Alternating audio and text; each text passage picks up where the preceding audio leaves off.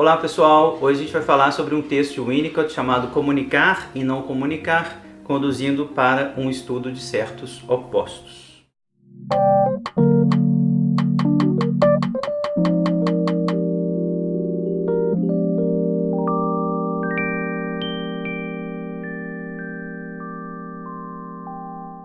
Pessoal, esse texto do Winnicott, Communicating and Not Communicating, está no livro dele O Ambiente e os Processos de Maturação. Cito em inglês, não falo bem inglês não, vocês me desculpem, mas Communicating e Not Communicating tem essa ideia do gerúndio, mas a gente pode traduzir, eu acho que a ideia do texto do Winnicott também pode ser traduzido como infinitivo, comunicar, não comunicar, né? Ou comunicação, não comunicação, como o tradutor brasileiro escolheu traduzir aqui no Ambiente dos Processos Maturacionais, essa edição aqui antiga das Artes Médicas, né? Acho que está saindo a edição nova do Winnicott pela Ubu Editora, parece que já saiu Brincar é a Realidade e tem, me parece, uma tradução muito boa. Mas nesse livro, né, no original, né, The Maturational Processes and the Facilitating Environment, o Winnicott vai usar, então, esse gerúndio aí, né, o communicating and not communicating, né, levando para o estudo de certos opostos. É um texto de 1963, né, um texto muito importante, vocês vão ver, um dos textos mais brilhantes do Winnicott, né, um texto que eu gosto muitíssimo, e ele vai falar um pouco da teoria dele do desenvolvimento e vai falar um pouco sobre o falso self, um pouco sobre esse núcleo do eu, ou núcleo do self, né, que é o verdadeiro self, que é uma parte interna do sujeito incomunicável, né, que não pode ser alcançada de forma alguma. Então, vale muito a pena a gente ler esse texto passo a passo. Então, mais uma vez, lembrando, esse canal é um projeto de extensão também, é uma aula que eu estou aqui, né, deixando, inclusive, a apresentação PowerPoint na descrição do vídeo. Vou deixar esse PowerPoint lá na descrição do vídeo disponível. É uma ajuda, né, para as minhas aulas na UFMG.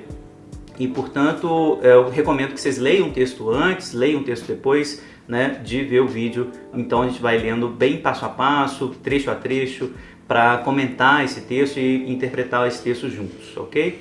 O Winnicott começa o texto a partir de uma epígrafe, citando um poeta, o Keats. Every point of thought is the center of an intellectual world. Essa epígrafe me parece uma epígrafe já importante. Todo ponto de pensamento é o centro de um mundo intelectual. O Winnicott está, eu acho que com essa epígrafe, apontando para como cada pedacinho do pensamento dele, né, do próprio autor, vai dizer da sua teoria como um todo. Eu acho que é uma advertência, né, um tipo de epígrafe advertência.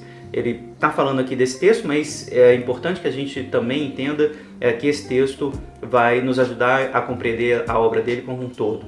Mas também, acho, essa epígrafe está dizendo de como que cada pedacinho do sujeito, né, diz do sujeito também como um todo. É preciso sempre ler cada pedacinho como parte de um todo maior. Essa ideia de centro, de core, né, ou de center, aqui que aparece nessa frase do Keats, vai aparecer ao longo do texto também o tempo inteiro, né? A ideia de centro, de núcleo, o tempo todo vai estar presente nesse texto do Winnicott. Já no inicinho do texto, o Winnicott vai apontar para as fantasias dele mesmo, do autor, o Winnicott, que se coloca aí a pensar no direito de não se comunicar, da fantasia de ser infinitamente explorado, de ser infinitamente devorado. É muito interessante essa parte inicial, porque o Winnicott está dizendo, olha, eu como professor, como analista, enfim, como autor, às vezes eu sinto que eu tenho o direito de não me comunicar, né? Que eu estou sendo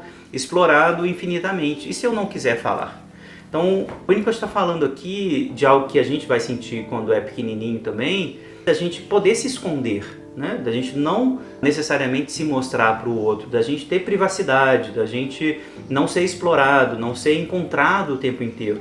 E isso vai acontecer do ponto de vista teórico também, do ponto de vista autoral. Enfim, o Winnicott está apontando para algo que ele vai falar também com relação às crianças, mas está falando de algo já adulto. Talvez essa sensação que que as pessoas têm de vez em quando. Estou sendo explorado, eu estou sendo infinitamente expropriado daquilo que é meu. Isso não é só uma sensação, né? Isso pode acontecer de fato. Essa sensação, esse reconhecimento disso que está acontecendo vai trazer à tona toda essa engrenagem que está sendo montada desde as origens do sujeito, né, para o Winnicott. Então, como se o Winnicott estivesse dizendo já no primeiro parágrafo, a gente vai falar aqui dessa situação original na qual o sujeito pode ser expropriado daquilo que ele é. Ele pode ser infinitamente explorado, infinitamente invadido, e a gente, quando sente isso adulto, sabe do horror disso. Imagine o que acontece quando a criança passa por isso. É sobre isso que ele vai falar. Na primeira sessão, Object Relating, ou seja, se relacionar com o objeto, de novo esse gerúndio aí que dá para traduzir como infinitivo, né? Se relacionar com o objeto ou relações objetais, como o tradutor brasileiro vai traduzir, diz nessa sessão, né, como que a maturação requer e depende da qualidade do ambiente favorável. Então, o primeiro ponto do Winnicott, ele vai insistir muito nisso, é preciso um ambiente favorável, e esse ambiente favorável, é claro, é uma mãe suficientemente boa, sempre lembrando, né, o Winnicott não fala nesse texto aqui, mas eu acho que isso está presente na obra dele como um todo, não precisa ser necessariamente a mãe, uma mulher, né, mas, enfim, uma mãe suficientemente boa para fazer com que haja esse ambiente favorável, para que a maturação do bebê aconteça no seu tempo. E boa parte dessa qualidade materna que precisa existir para que esse ambiente seja favorável é uma identificação da mãe com o seu bebê. A mãe se identifica com o seu lactente. Ela se identifica, a partir disso que o Winnicott vai chamar em outros textos de preocupação materna primária, né, se identifica de tal forma a acreditar que ela e o seu bebê estão ligados de tal maneira que ela reconheça as necessidades do bebê no seu tempo, nem muito antes, nem muito depois. Esse é o facilitating environment, né? É o ambiente favorável, o ambiente facilitador, né? É essa mãe suficientemente boa que está descrita pelo Winnicott.